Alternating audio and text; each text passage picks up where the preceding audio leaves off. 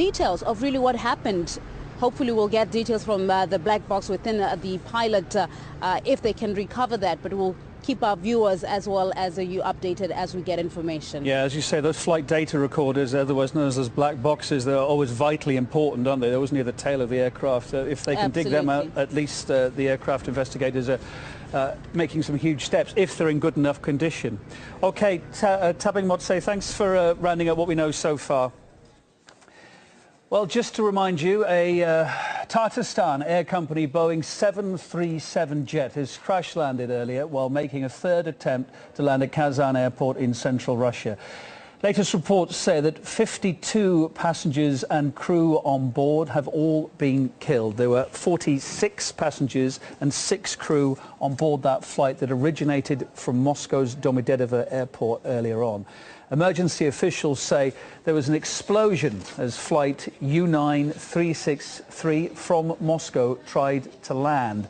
Now, we don't know whether that was actually on impact or just as it was trying to land.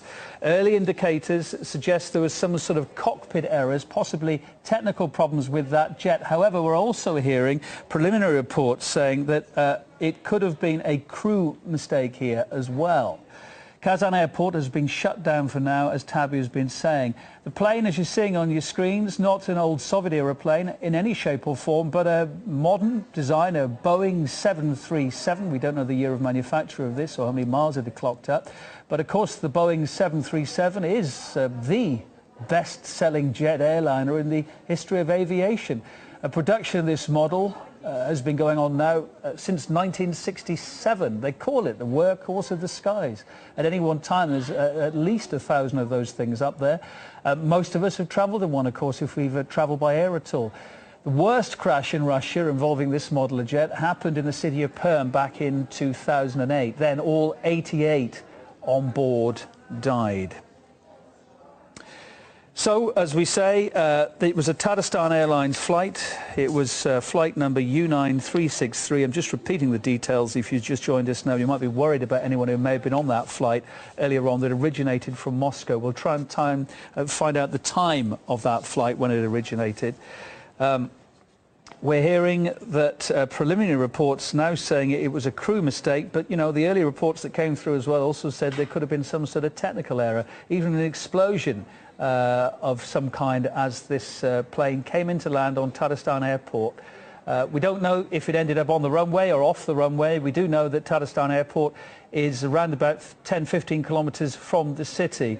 Hopefully no one there on the ground was injured here. What we're seeing, those are early pictures. We're seeing just a couple of crew there. We'll see some emergency lights on, trying to light up in the darkness.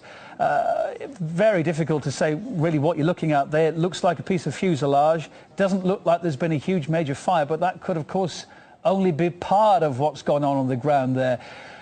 Again, early reports saying there were 2 aborted landings, but now we're hearing there could have been 3 aborted landings. Well, if that is obviously the case, it raises questions about why that would have been, what went wrong the first time, what went wrong the second time, indeed, what went so tragically wrong the third time, if it was the third time this plane was coming into land. Now, 52 passengers, as I say, and crew on board there, all of them killed. 46 passengers, 6 crew. Emergency officials saying that there was some kind of explosion as flight U-9363, and again, that's still not been officially confirmed, but we believe it's flight U-9363. We think that was the flight number of the flight that was involved here that took off earlier on from Domodedovo.